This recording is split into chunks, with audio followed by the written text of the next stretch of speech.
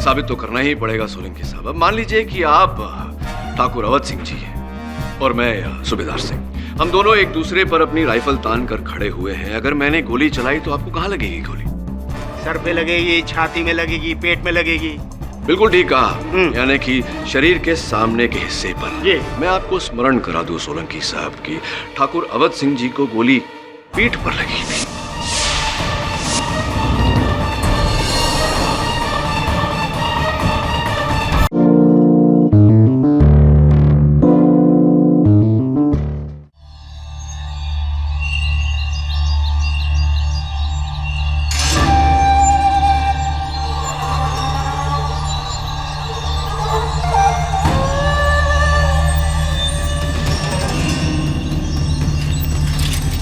एक, दो,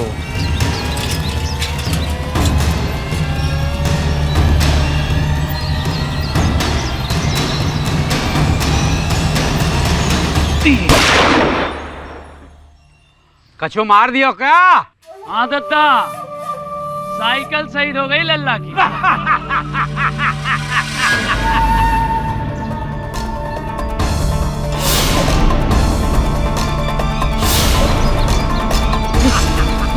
दादा, दादा, दादा। क्या मोड़ा? कछु काम बाम भयो ना भयो? हाँ दादा, मिला। साइबर से डाउनलोड करके लाया है। चलो दादा।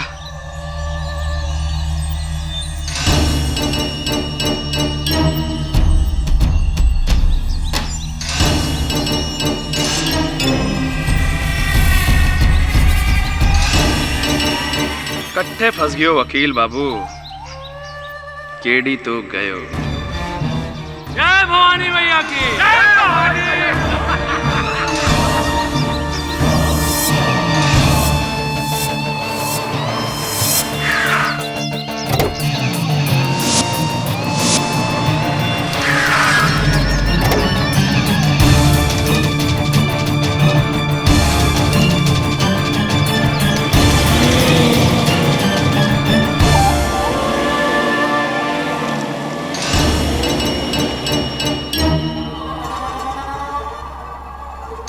क्या बात है, पर्दे वाली गाड़ी में पहली बार बैठा। वैसे आप लोग यहाँ मुंबई के तो नहीं लगते। हम तो किस्मत के वो मारे हैं जी, ना यहाँ के ना वहाँ के। हम तो कहीं के ना हैंगे जी।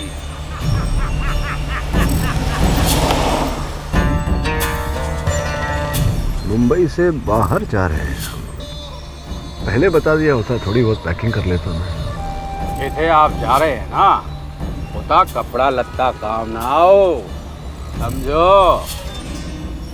ये तो समझ गया कि कपड़े काम नहीं आएंगे, लेकिन मैं क्या काम आने वाला हूँ ये नहीं समझा। अरे भैया, बहुत ही लंबो सफर काटना है।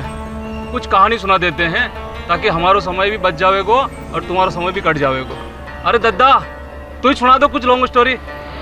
भाई वकील बाबू, डाकू सूबेदार सिंह का नाम तो सुने ही है गो। हाँ, सूबेदार सिंह, वो जो पहले फौज में थे, फिर डकैत बन गए। सुना है कि वो बहुत जल्द आत्मसमर्पण करने वाले हैं। भी तो हमने भी सुनी थी, औरों से पहले और सबसे पहले खुद सरदार सूबेदार सिंह के मुंह से सुनी थी।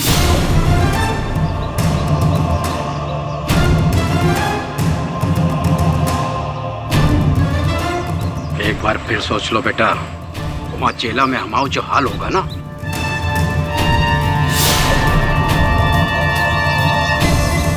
भागियों की जिंदगी के दो ही अंजाम हुए हैं दद्दा, या तो जेल खाने के अंदर या 2 गज जमीन के नीचे। अभी खून खराबा और ना देखा जाता है, बस फुल स्टॉप। जिया जी, शायद आप भूल रहे हो कि हमने हथियार क्यों उठाए, ताकि उस कमीने हरामजादे अवध सिंह को उसकी किए की सजा मिल सके। अवध सिंह को उसके किए की सजा सरकार देगी फुक्कन। एसपी मकरंद वादा दिए हैं हमसे, हमारे सिलेंडर के फौरन बाद ठाकुर के खिलाफ एक्शन होगा। पुलिस वाले का वादा तो उसकी वर्दी पे लगे कलप की तरफ होता है जिया जी। एक दुले में उतर जाता है। बस एक बार उस कमीने अवध सिंह की छाती छली कर दो, उसके बाद आप कहोगे हथियार तो क्या, हम अपनी गर्दन काट के आपके पैरों में रख देंगे। सरेंडर करे का निर्णय खाली हमारा निर्णय है। गौ पे कौनो जोर जबरदस्ती ना है। जिसको सरेंडर करने का है करे, जिसको ना करने का है ना करे। और दद्दा, कल तड़के हम दरोगा के पास जाएंगे, सरेंडर करेंगे। जिसको हमारे साथ चलना है चले, जिसको रुकना है रुके। अपनी अपनी मर्जी है। और उस तरह से तो गिरोह टूट जाएगा सरदार, और फिर आपके बिना ये गिरोह किस काम का? हमारे बाद गिरोह चलाएंगे।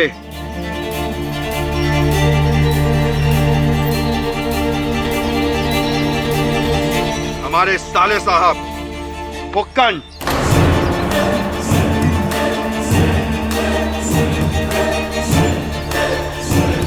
फुक्कन होगा नया सरदार। बहुत बड़ी गलती कर रहे हो सूबेदार। बस दादा, ने जो कह दिया सो कह दिया। ये हमारा आखिरी फैसला है। जय भवानी मैया के।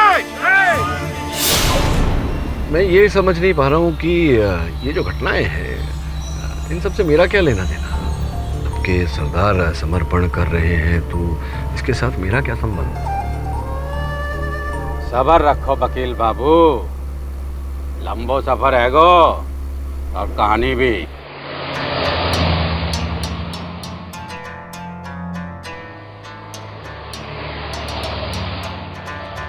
ये ठाकुर अवध सिंह कौन है? मुरैना में बसे हमरे गांव खेड़ा मदनापुर का जमींदार। 3 साल पहले हमरे सूबेदार के बापू हमरे बड़े भाई को मारकर सारी जमीन जायदाद हथिया ली थी हरामी ने।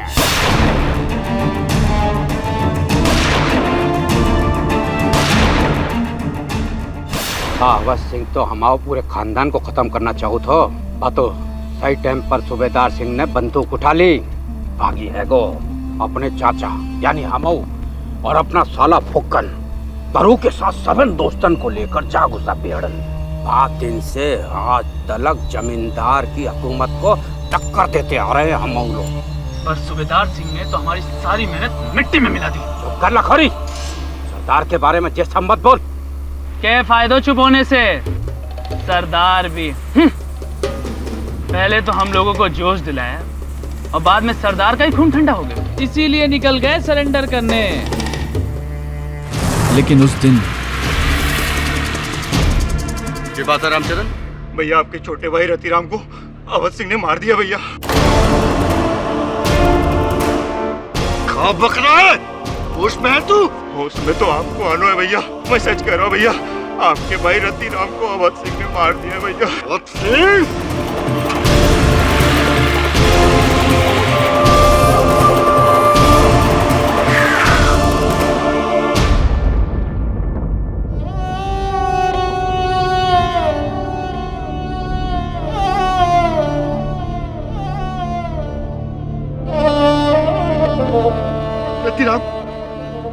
रतिराम। सूबेदार जी, इसे ठाकुर अवध सिंह ने मारा है। कसम अपने मरे भाई की अवध सिंह। अब तुम्हारे फैसला कानून नहीं, सूबेदार सिंह के राइफल की गोली करेगी। सरेंडर गयो भाड़ में।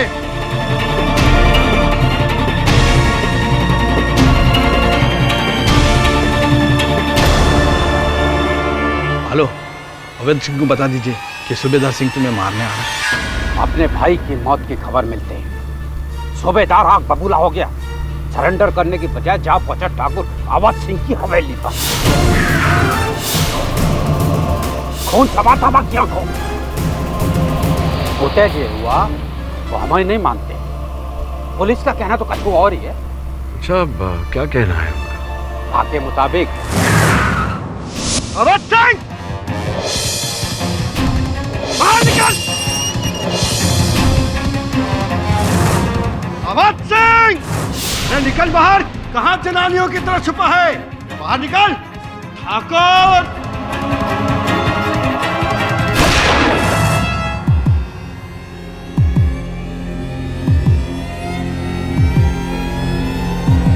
चोरों की तरह क्या वार करता हरामी?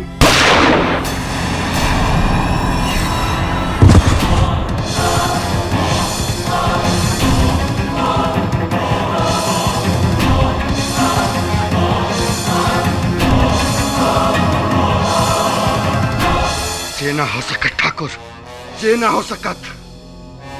तुम्हारी मौत से हमारे भाई और बाप के आत्मा को शांति तो मिल जाएगी, बाकी हमारे आत्मा को शांति ना मिलेगी ठाकुर, हमारे आत्मा को शांति ना मिलेगी। उठ उठ ठाकुर। ठाकुर जी! क्या हुआ ठाकुराइन?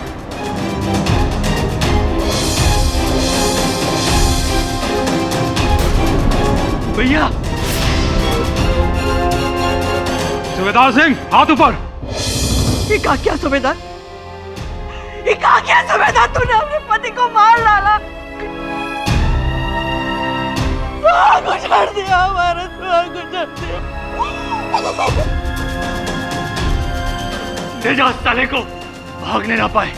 चाहो धर लो हमें, बाकी सभाई एक बात सुन लो, हम निर्दोष हैं, वाकी जान हमने ना ली है, हमने वाह को गोली ना मारी। तो सूबेदार सिंह ने ठाकुर अवध सिंह को मारा और फिर ये कहा कि उन्होंने अवध सिंह को नहीं मारा। कंफ्यूजन है थोड़ा सा। अगर जीजा जी ने दिन को रात कहा तो वो हमारे लिए रात ही होगा। अगर जीजा जी ने कहा कि उस कमी ने अवध सिंह को ना मारा तो हमारे लिए ना मारा होगा। वकील साहब, पुलिस बाप पर झूठो केस लगा रही है, बेकसूर है हमारा भतीजो। और अगर कोई है गो जो उस बेकसूर को बचा सके है, वो आप हो केडी बाबू। आपका नाम का गूंज तो बेड़न में भी गूंज रहा है वकील बाबू। जरूरी था कि हमारी दुहाई की गूंज भी अबू तक पहुंचे।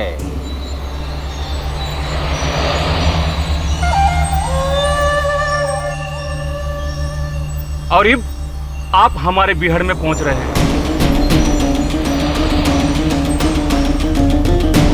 ए पुक्कन बेटा, पट्टी बांध।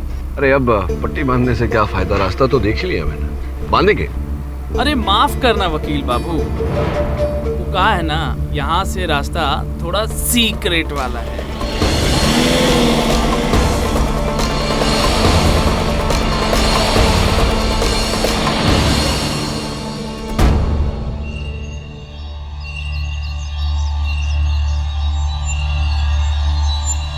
अरे कहाँ देख रहे हो केडी बाबू, आपको यहाँ इसलिए लाया गया है ताकि आप यहाँ की अदालत में हमारे सरदार का केस लड़ सकें, ताकि आप हमारे सरदार का केस लड़े और बाको जीते भी। हारबे का चांस ना है केडी बाबू। ये केस तो आपको किसी भी हालत में जीतने होगा केडी बाबू। जे हारे तो समझ लो जान हारे। देखिए, मुझे लगता है आप लोगों को मेरे बारे में पूरी जानकारी नहीं है। मैं अदालत में हार और जीत की नहीं, सच और झूठ की लड़ाई लड़ता हूँ। मेरी जीत की प्रार्थना न करें, अपने सरदार की सच होने की प्रार्थना करें। वकील! हाथ नीचे कर लो खड़ी।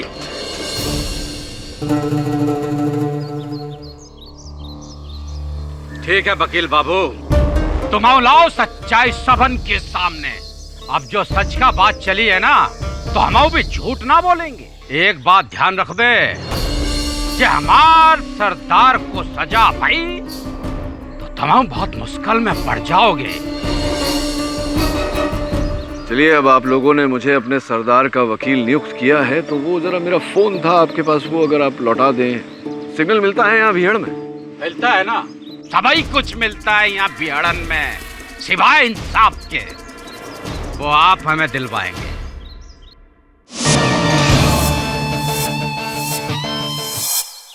दबे सुबह से ट्राई कर रहा हूँ। अरे केडी सर का फोन स्विच ऑफ आ रहा है, पता नहीं वो कहाँ है। नहीं, घर पे भी नहीं है वो। अरे ऑफिस में भी नहीं है, कुछ समझ में नहीं आ रहा। एक मिनट, दूसरा कॉल आ रहा है। केडी सर आप कहाँ हैं? वरुण, मैं कहाँ है हम लोग? मध्य प्रदेश मैं मध्य प्रदेश के जंगलों में हूँ। मध्य प्रदेश सर, लेकिन मैंने तो सुना है वहाँ डाकुओं की गैंग्स होती है। हाँ, उन्हीं के साथ हूँ एक नए केस को लेकर। तू एक काम कर, जितनी जल्दी हो सके मेरा सामान बांध और रवाना हो जा। ठीक है सर, मैं कल ही पहुँचता हूँ। मेरा सहायक वरुण। देखिए नाथू जी, अब केस को आगे बढ़ाने के लिए आपके सरदार से मिलना आवश्यक है। कहाँ है वो? ए मोड़ा, जरा छोड़ के इनको मदनापुर थाने। पट्टी बांधो रे। अरे अब इसकी क्या आवश्यकता है, अब तो दोस्ती हो गई है। क्यों क्यों क्यों? चले चले चलिए। झूठ बोलती है ससुरी पुलिस, ऐसा कछु ना हुआ। तो फिर हुआ क्या था? उस दिन हुआ जे कि हम अपना भाई के लाश पे कसम खा के हम ठाकुर अवध सिंह को मारने हवेली की तरफ निकले। सरेंडर गयो भाड़ में।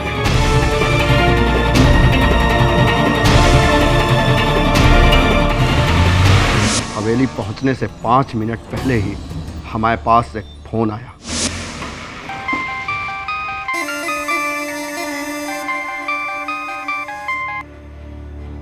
हेलो सुबेदार, हम देवयानी बोल रहे हैं। देखो, तुम्हारे आने की खबर यहाँ ठाकुरों को मिल गई है। तुम्हें मारने का पूरा इंतजाम हो गया है। हमारी बात मान लो, तुम यहाँ मत आओ। यमराज को मना करे से रुकेगा नहीं देवी ठाकुराइन। आज या तो ठाकुर नहीं या हम नहीं। देखो सुबेदार, हमारी बात तो सुनो। उनका कहना है कि उन्होंने तुम्हारे भाई को नहीं मारा, तुम्हें कोई गलतफहमी हो गई है। अब ये लड़ाई झगड़ा करने से क्या फायदा? इससे तो बेहतर है कि तुम आके एक बार उनसे बात तो कर लो। अब बात से कछु ना हो सका। देखो, तुम्हें हमारे बचपन की दोस्ती का वास्ता। सुबेदार, हमें तो लगता है जैसे कोई तुम्हारी और ठाकुर की दुश्मनी का फायदा उठा रहा है। हम कह रहे कि एक बार उनसे आकर तो मिलो, उन्हें अपनी सफाई देने का मौका तो दो, उनकी बात तो सुन लो। पर हवेली के मंदिर के पीछे वाले रास्ते से आना, तब तक हम बाकी लोगों को दूर भेज देंगे। देखो सुबेदार, एक बार हमारी बात मान लो, सिर्फ एक बार। ठीक है देवी ठाकुराइन, जैसा आप कहो।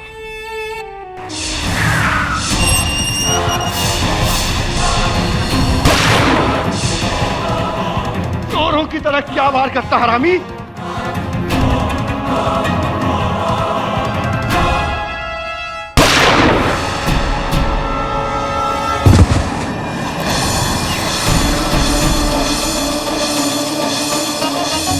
तुम्हारी मौत से हमारे भाई और बाप के आत्मा को शांति तो मिल जाएगी, बाकी हमारे आत्मा को शांति ना मिलेगी। ठाकुर, हमारे आत्मा को शांति ना मिलेगी। तुम्हारी मौत पर हमारे हक था, तुम्हारी मौत पर ठाकुर। बाकी तू हमारी गोली से ना मरा, ठाकुर। जितना हो सके ठाकुर, उठ ठाकुर। ठाकुर जी! क्या हुआ ठाकुराइन?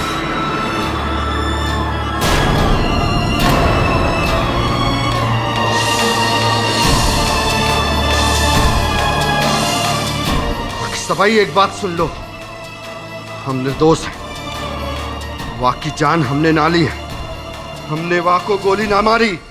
तो आपकी गन जैम हो गई थी, गोली चली ही नहीं। यही तो अफसोस है वकील बाबू, कि गोली चली होती तो ठाकुर की मौत हमरे गोली से हुई होती।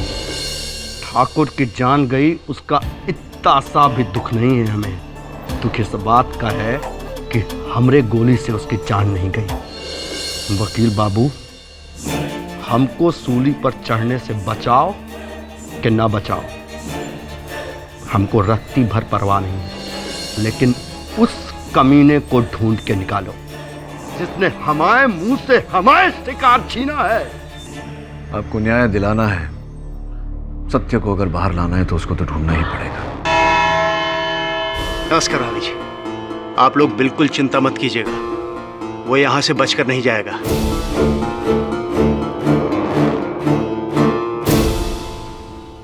एडी साहब, चरण सिंह सोलंकी, पब्लिक प्रोसिक्यूटर, बहुत नाम सुना है आपका। अब आपकी बारी है। डाकू को इंसाफ दिलाने चले हैं, अगले 1 साल तक आप हमारे बारे में सुनिएगा।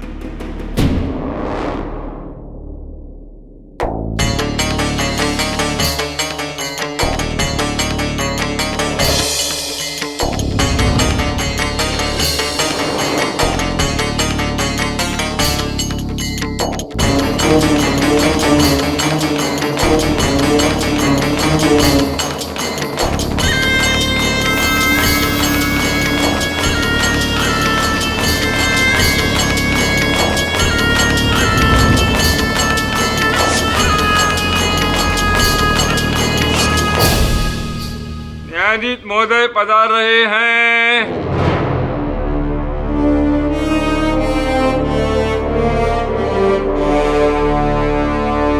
एक डकैत को खुला क्यों लाया गया है? हथकड़ी लगाओ इसे। योर ऑनर, अदालत में मुल्जिम को हथकड़ी पहनाना संविधान के विरुद्ध है। अब मुझे संविधान मत सिखाइए, मुझे संविधान मालूम है। ये मुल्जिम नहीं, मुजरिम है, माना हुआ डाकू है, गैंग चलाता है।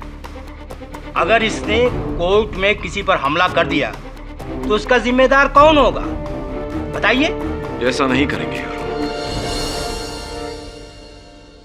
यही बात आपने शायद अपने पिछले मौकिल के लिए भी कही थी, उस जादूगर के लिए जो जेल से भाग गया था।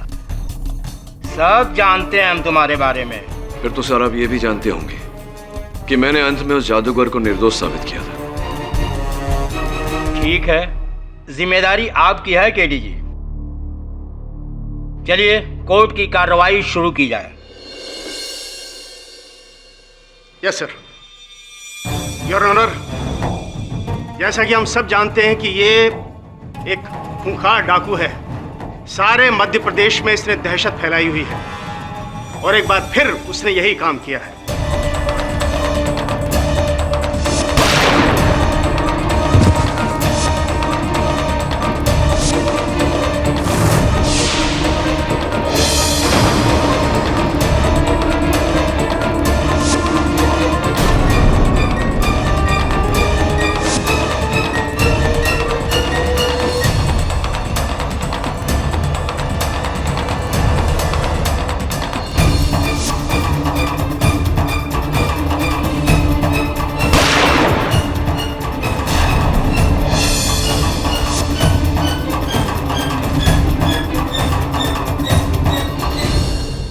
आपका कहने का ये मतलब है कि सूबेदार सिंह की बंदूक गोली चलने से पहले ही जाम हो गई थी?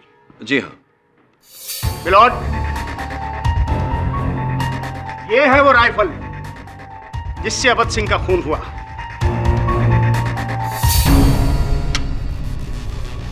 मिलॉर्ड, ये तो एकदम परफेक्ट है, मक्खन की तरह।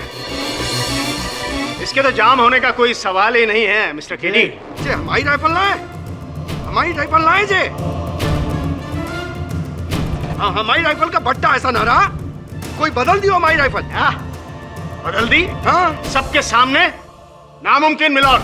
मुमकिन है योर ऑनर, क्योंकि इस राइफल पर इनकी उंगलियों के निशान भी नहीं। मिस्टर केडी, जब ये सूबेदार सिंह बंदूक चलाता है तो उसको चलाने से पहले अपने हाथों पर पट्टा बांध लेता है ताकि उसके हाथ जले या छिले नहीं।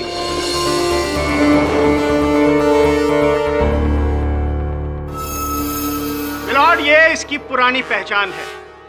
क्यों सूबेदार सिंह? मिलॉर्ड, जब पुरानी पहचान की बात चली है तो मैं इस केस की पहली गवाह को बुलाना चाहता हूं जो उस वक्त वहां मौजूद थी।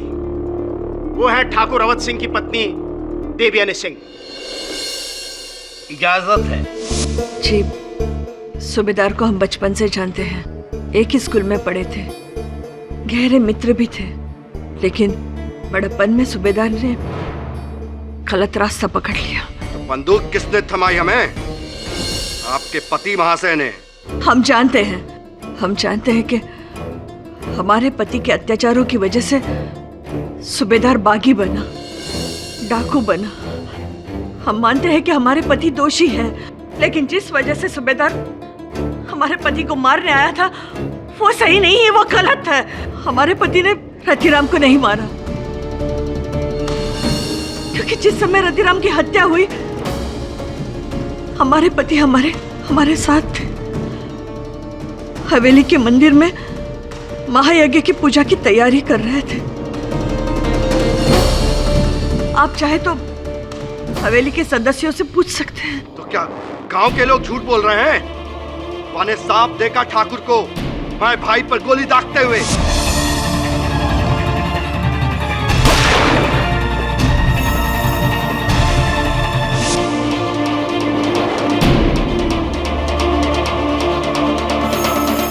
बुलाओ सबको, बुलाओ। किसी को नहीं बुलाया जाएगा।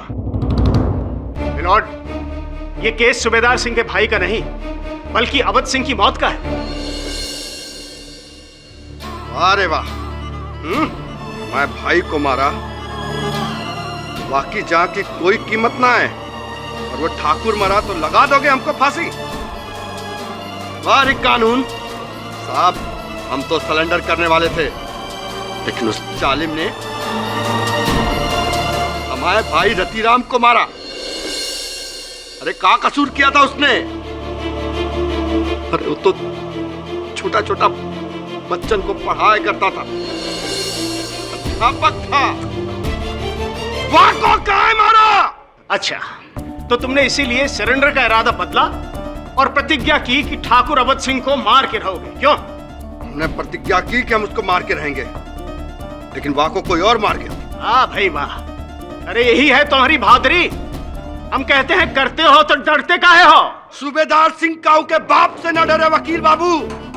हमने तो सोची थी कि उस अवध सिंह को मार के सरेंडर कर जाएंगे, लेकिन बाकी मौत पर अगर हमको पश्चाताप है तो एक ही बात का है, बाकी मौत हमें हाथ ना हुई।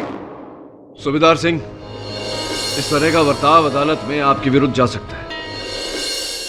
अरे किसे ज्ञान का पाठ पढ़ा रहे हैं केडी साहब, इस जाहिल को? हाँ बताइए ठुकराइन, आगे हवेली में क्या हुआ? जी, हमने ही सूबेदार को हवेली में बुलाया था और सूबेदार की जान बचाने के लिए हमने हवेली के सदस्यों को बाहर भेजा था। कोई हवेली में नहीं जाएगा, आप सब लोग मंदिर के पीछे वाले द्वार पे खड़े रहिए। पर ठाकुर ने तो कहा था सूबेदार सिंह को... बात ठाकुर और सूबेदार के बीच की है, तीसरा कोई बीच में नहीं बोलेगा।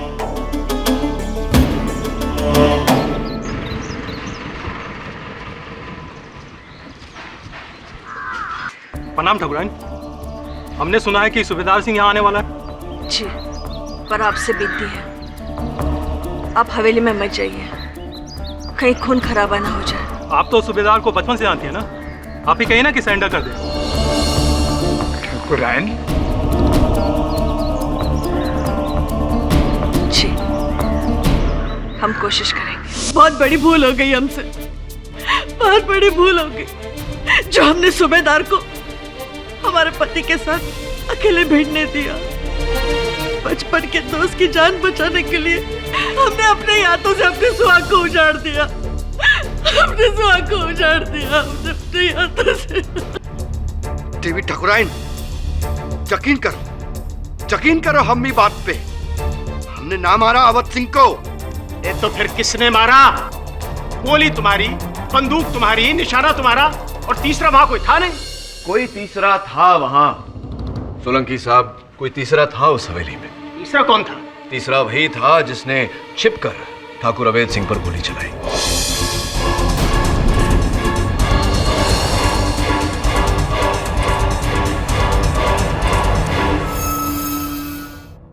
और इसे आप साबित कैसे करेंगे मिस्टर केडी?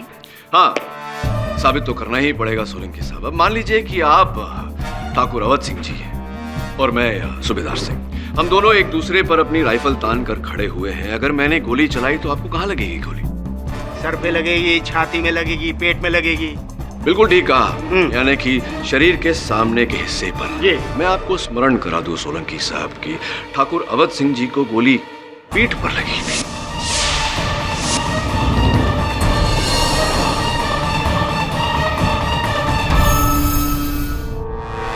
हो सकता है वो वहां से भागना चाह रहे हो।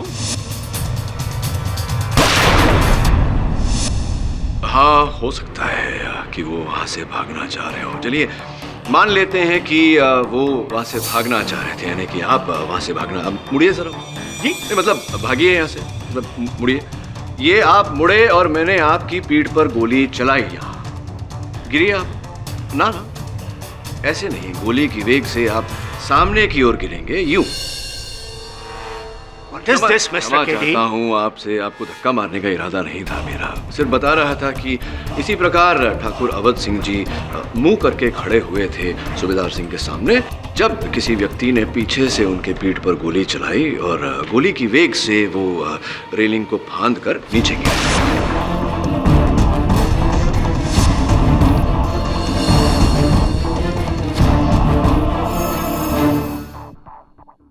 देखिए, कहाँ गिरे, किस पे गिरे, कैसे गिरे, ये सब बात की बात है।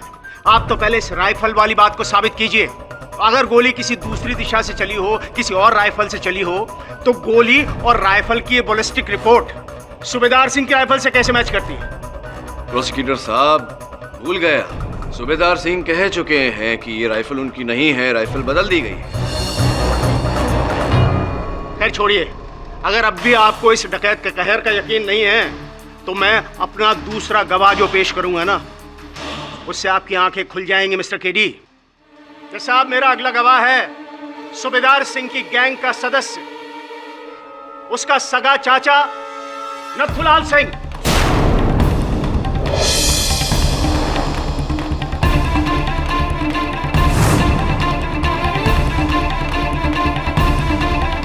दत्ता,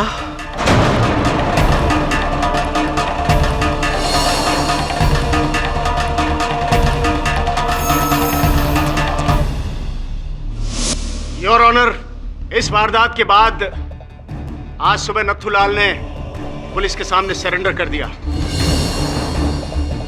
और इस सूबेदार सिंह का सबसे बड़ा राजदार आज इस अदालत के सामने सारे राज खोलेगा। हाँ, बोलो नथुलाल, किसी से डरने की जरूरत नहीं। मालिक, सूबेदार सिंह हमरे लिए हमार बेटे समानत है। ठाकुरों ने बेस पर बहुत जुल्म किया और बहाने जो कियो ना, बाको हत्या नहीं, बदला कहो बदला। जे क्या बोल रहे हो दद्दा? क्या बक रहे हो जे? तुम थे उते? जो तुम बोल रहे हो कि हमने मारा अवध सिंह को? हाँ बेटवा, हम थे उते।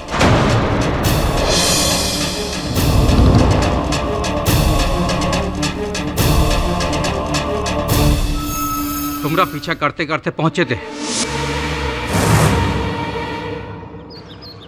सोनी मेरा तिराम की सूबेदार कितने गए हो? लत्तू भैया, सूबेदार भैया के सर पे खून सवार था, वो ठाकुरों के यहाँ गया है ठाकुर अवध सिंह को मारने के लिए। अकेलो? हाँ। उन डालेंगे वो हरामी पाको।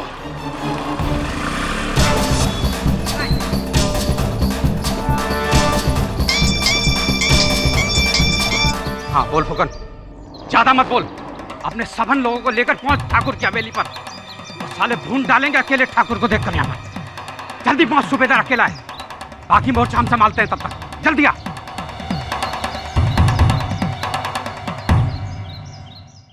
सूबेदार, हमने तेरे भाई को नहीं मारा। तुम्हारी जबान पे भरोसा नहीं ठाकुर, और तो तुम्हारी लाश को जूतन से रौंद कर जाएंगे।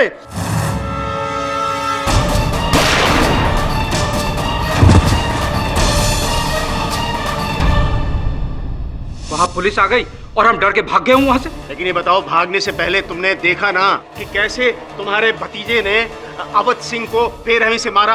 हाँ, सूबेदार ने ठाकुर की जान ली।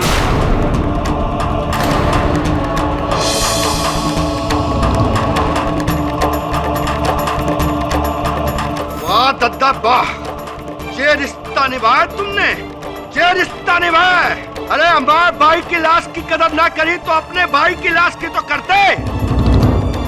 भूल गए बीएलओ की सौगंध।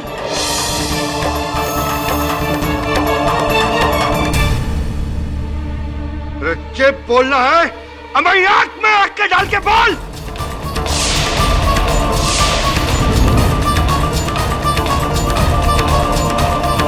बोल दद्दा कि हम आए वहीं।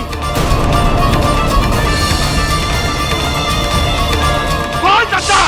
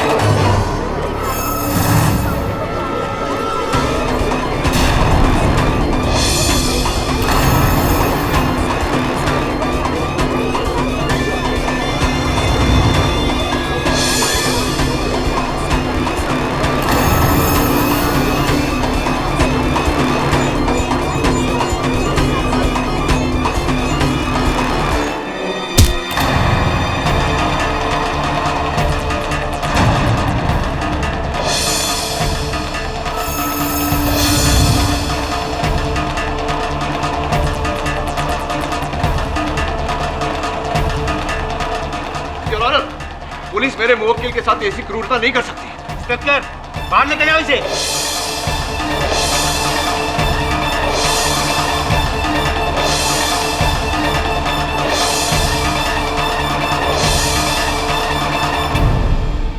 कहा था ना आपसे, इसका दोष आपको जाता है। अदालत की कार्रवाई कल 2 बजे तक के लिए मुलतवी की जाती है।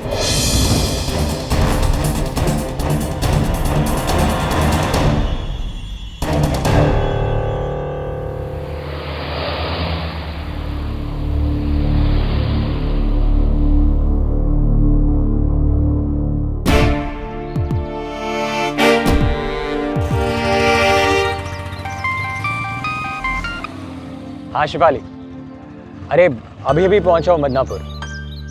अरे नेटवर्क नहीं था ना इतनी देर से। क्या लाऊंगा तुम्हारे लिए? ओह गॉड शिफाली, मुझे तो यहाँ की स्पेशलिटी भी पता नहीं है सिवाय डाकुओं के। तुम कहो तो एक डाकू ले आऊं तुम्हारे लिए? अरे बाबा मजाक कर रहा हूँ, मैं जानता हूँ डाकुओं का इलाका है, लेकिन केडी से ने कहा आने को तो आना पड़ेगा ना। घबराओ मत, मुझे कुछ नहीं होगा बाबा। क्या है तो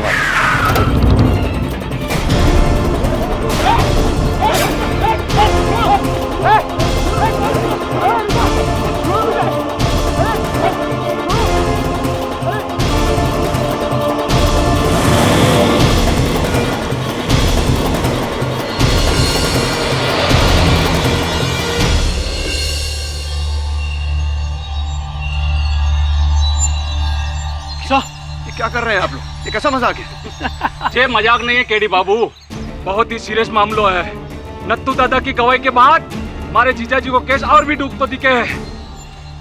मुकुंद, केस अभी तक खत्म नहीं हुआ है, कल का मौका और है हमारे पास। मौका तो आपके पास है केडी बाबू, इसीलिए कल तक ये मोड़ा हमारे पास रहेगा।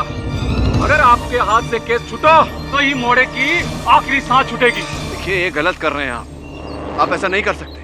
अरे कछु कहने से पहले यहाँ वहाँ देखो केडी बाबू, आप कहाँ हो? इन बिहड़न में जब कोई मरता है तो यमराज भी 10 बार सोचे है कि घुसे कि ना घुसे, और तुम तो यहाँ तक घुस चुके हो। सब मेरी फिक्र मत कीजिए, सब ठीक हो जाएगा। जाओ केडी बाबू, जब तक ये केस जीतने की उम्मीद है, इस मोड़े की जीने की उम्मीद है। जाओ केस की तैयारी करो। हेलो केडी साहब, हम बोल रहे हैं ठाकुर अवध सिंह के छोटे भाई ठाकुर जयप्रकाश सिंह। बोलिए बोलिए। आपसे थोड़ा मिलना था, हमारी भाभी को केस के बारे में कुछ जानकारी देने के लिए। कृपा करके आप हवेली आ सकते हैं? जी आता हूँ। आसमान से गिरे खजूर में अटके। केडी हवेली आ रहा है, उसकी खातिरदारी में कोई कमी नहीं रहनी चाहिए।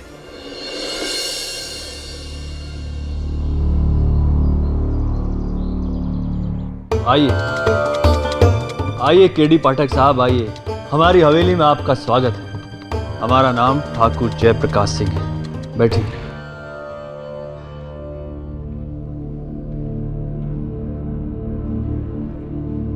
ठाकुराइन जी नजर नहीं आ रही। ठाकुराइन से मिलकर क्या करेंगे केडी साहब, विशिष्ट जानकारी तो आपको हम ही देंगे। दीजिए विशेष जानकारी। और वो विशिष्ट जानकारी ये है केडी पाठक साहब कि हमारे जिंदा रहते हुए डाकू सूबेदार सिंह की लाश ही अदालत से बाहर जानी चाहिए। यदि वो इस केस से बरी हुआ तो किसी और की लाश अदालत से बाहर आएगी, और वो लाश होगी आपकी। ठाकुर साहब, ये तो विशेष जानकारी नहीं, विशेष धमकी हुई। ये धमकी या चेतावनी नहीं है, ये भविष्यवाणी है। हमने सुना है कि आपने आज तक कोई केस नहीं हारा, लेकिन ये केस थोड़ा भारी है। इस केस को जीते तो अपनी जान हार जाओगे। अब सोच लो केडी पाठक साहब, अपनी जान प्यारी है या ये केस? प्यारे तो दोनों ही हैं। दुविधा है यहाँ ठाकुर साहब। वैसे भी आज का दिन जरा दुविधा भरा है। वहां सूबेदार सिंह के गुट ने धमकी दी कि अगर केस नहीं जीता तो मेरे सहायक वरुण को मार देंगे, और यहाँ आप धमकी दे रहे हैं कि अगर केस नहीं हारा तो आप मुझे मार देंगे। केडी पाठक साहब, यहाँ हम जो कहते हैं वही लोग करते हैं, और जो नहीं करते वो मरते हैं। अब इस कुएं और खाई के बीच फंसे हुए आप बताओ, आप क्या बोलते हो? अब जब मैं भी मदनापुर में हूं तो यहीं की प्रथा अनुसार कुछ करना पड़ेगा। कहना नहीं, करना पड़ेगा।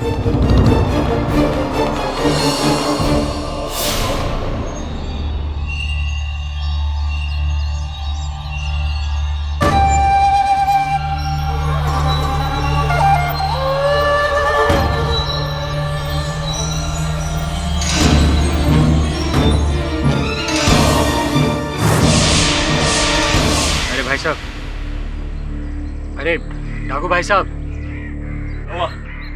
बहुत प्यास लगी, थोड़ा पानी मिलेगा? हाँ मिलेगा।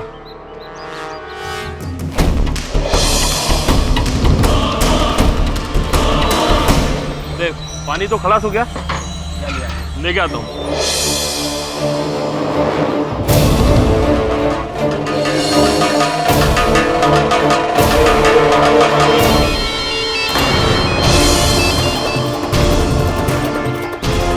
अरे पकड़ो साले को!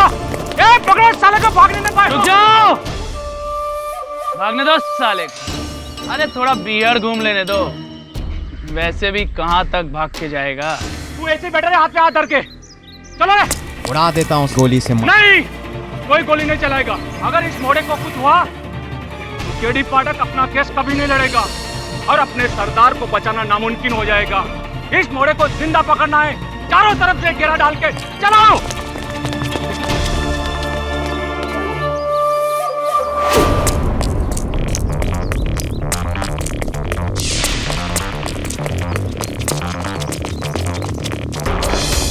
मोड़े की मौत मतलब सूबेदार की हार। मैं कुछ करूं उससे पहले आप सबसे एक प्रश्न करना चाहूंगा। क्या मेरा ये केस हारना आप लोगों के लिए महत्वपूर्ण है या ठाकुर अवध सिंह के हत्यारे का पकड़ा जाना? हमारे लिए दोनों एक ही बात है। नहीं ठाकुर साहब, दोनों एक ही बात नहीं है। देखिए, ये संभव है कि सूबेदार सिंह हत्यारा नहीं, और मैं अगर केस हार गया तो उसको दंड मिल जाएगा, उसको फांसी हो जाएगी, असल हत्यारा बच निकलेगा, खुलेआम घूमता है। और अगर फिर से मदनापुर में कोई हत्या हुई, इस हवेली में हत्या हुई, तो कौन दोषी?